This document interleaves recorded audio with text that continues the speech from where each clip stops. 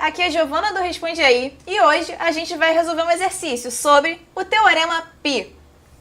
Então, o nosso enunciado é: ao estudar o transporte de areia pelas ondas oceânicas, Shields, em 1936, postulou que o limiar de tensão de cisalhamento tal, induzida pelas ondas no fundo, requerida para mover as partículas, depende da gravidade G, do tamanho D da partícula e da sua massa específica ρp, da massa específica ρ e da viscosidade μ da água. Encontre números adimensionais adequados para esse problema, que em 1936 resultou no célebre diagrama de transporte de areia de Shields.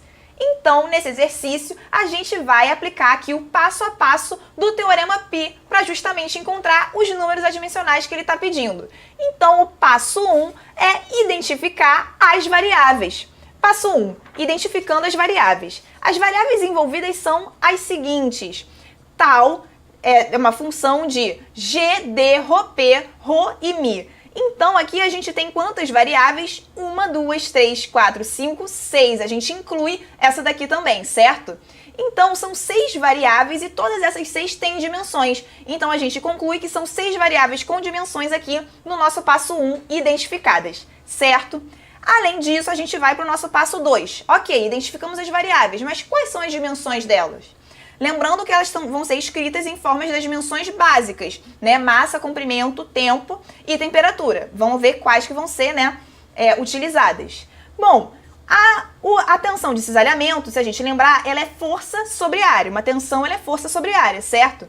Isso no sistema internacional, força é massa vezes aceleração, então quilo vezes metro por segundo ao quadrado, e área é metro quadrado, certo? Aqui embaixo. Então, com isso, as dimensões vão ser massa, comprimento a menos 1, tempo a menos 2, certo? A gravidade, ela é metro por segundo ao quadrado no sistema internacional, certo? Então, a gente fica com comprimento por tempo ao quadrado. O diâmetro da partícula, ele é medido em metros e a própria dimensão é de comprimento. O ρ, tanto da partícula quanto o ρ do fluido, são medidos, né? São o mesmo tipo, né, de medida, é quilo por metro cúbico. Então, temos massa por comprimento ao cubo, certo? A viscosidade, ela é medida em quilo por metros por segundo no sistema internacional, então metro por comprimento por tempo. E com isso a gente percebe que dessas dimensões básicas aqui, 3 são utilizadas: massa, comprimento e tempo. Então, a gente utiliza então as 3 dimensões básicas. Com essas duas informações, a gente consegue ir para o passo 3. No passo 3, a gente vai encontrar quantos são os nossos grupos π, ou seja, quantos são os nossos números adimensionais que a gente vai encontrar. Porque no nosso exercício, ele pede para encontrar todos os números adimensionais, encontrar os números, certo? Então, vamos saber quantos a gente precisa achar. A fórmula para encontrar o número de grupos π é o seguinte: número de variáveis com dimensões menos o número de dimensões básicas envolvidas. E a gente calculou no passo 1 e no passo 2. Bem, são 6 variáveis com dimensões e 3 dimensões básicas envolvidas, o que dá 6 menos 3, 3 números adimensionais. Ok? Então, com isso, a gente vai para o passo 4, escolher as variáveis. Que variáveis? Vamos lá. Bom, a gente vai escolher 3 variáveis repetitivas. E esse 3 é da onde? Esse 3 é esse 3 aqui, certo? É o número de dimensões básicas envolvidas, ok?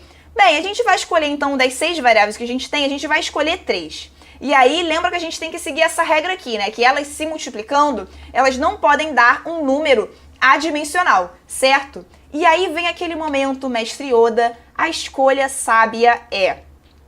A questão, como a gente quer encontrar aqui todos os números adimensionais, a única preocupação que a gente precisa ter é que a gente escolha variáveis que não se cancelem. Como assim? A gente tem no nosso sistema 2 massas específicas. Então, se a gente escolher as 2 massas específicas ao mesmo tempo, né, aqui como variáveis repetitivas, elas vão, né, se cancelar e aí aqui vai dar, consequentemente, nunca vai ser uma coisa dimensional e uma coisa adimensional, nunca vai dar verdadeiro. Bom, então a gente simplesmente se esquiva disso, ou seja, se a gente escolher uma massa específica, a gente não escolhe a outra. E é justamente esse sentido, essa lógica que foi seguida. Então, a partir, né, desse princípio, escolhi ρ do fluido, D o diâmetro e G a gravidade. Bom, poderia ter escolhido outro? Sim, poderíamos, porque nós vamos encontrar todos os números adimensionais. Mas essas foram as escolhidas aqui agora, beleza? Desde que não seja as mesmas, desde que não escolha a massa específica de um e a massa específica do outro, ok? Então, com essa restrição, vamos seguir em frente, G, D e Rho. E vamos para o passo 5, que é a análise dimensional, o coração do nosso problema, ok? Na análise dimensional, a gente vai escolher uma das variáveis que sobraram, certo? Dessas 3 aí, sobraram outras 3. E aí eu vou escolher o tal, ok? Escolhendo o tal, que é a tensão de cisalhamento, a gente vai pegar, olha, aqui estão as repetitivas em azul, elevei a B e a C, e o tal a gente não eleva nada. Tudo isso vai ser igual a um número adimensional, ok? As dimensões elevadas, dimensões básicas elevadas a zero. Bem, vamos aplicar aqui as dimensões. Por exemplo, a gravidade ela é comprimento por tempo a menos 2, a gente eleva tudo isso a A. Fazemos isso para tudo, para todas as variáveis aqui envolvidas, colocamos as dimensões e vamos reorganizar tudo que é massa de um lado, tudo que é comprimento aqui, tudo que é tempo aqui, certo? Assim a gente tem um sistema, e o sistema é esse daqui, C mais 1 igual a 0, A mais B menos 3C menos 1 igual a 0, e menos A menos 2 igual a 0. Bom, por que igual a 0? Porque aqui, ó, C mais 1, o M está elevado a C mais 1 e M está elevado a 0, por isso a gente iguala. Bom, com isso a gente tem que C igual a menos 1, A igual a menos 1, substituindo, B vai ser igual a menos 1 também. O que a gente vai pegar? Esses resultados de A, B e C e substituir aqui nessa expressão. Lembrando que ela é um grupo adimensional, certo? Então, eu vou chamar ela de π1. Então, π, né, grupo π. Substituindo, então, aqui, o π1 vai ser G elevado a menos 1, D elevado a menos 1, G elevado a menos 1 vezes tal. E aí, reorganizando, a gente tem que o primeiro grupo adimensional é tal sobre ρGD. Show? Beleza. Agora, o que a gente vai fazer? A gente quer encontrar o próximo grupo π. A gente vai repetir o passo 5 para outra variável, né, que sobrou. Então, vamos lá. Resolvendo para escolhendo outra entre as variáveis, né, que sobraram. Vou escolher a massa específica, né, da partícula. Bem, a gente vai ter, então, repetindo a essência, né, desse passo, ρGD, cada um elevado a ABC, que são novos ABCs, vezes a massa específica da partícula. Vamos colocar as dimensões de cada um, né, lembrando que aqui, né, vai estar diferente, porque a massa específica não é mais o tal. Bem, reorganizando, colocando massa, agrupando comprimento e tempo, a gente tem essa expressão e obtém esse sistema. Nesse sistema, a gente encontra que A é igual a 0, C é igual a menos 1 e, consequentemente, B é igual a 0. O que nós vamos fazer? Vamos substituir aqui nesse novo grupo adimensional que a gente vai encontrar. Então, substituindo o nosso novo número, então, π2, novo grupo π, π2.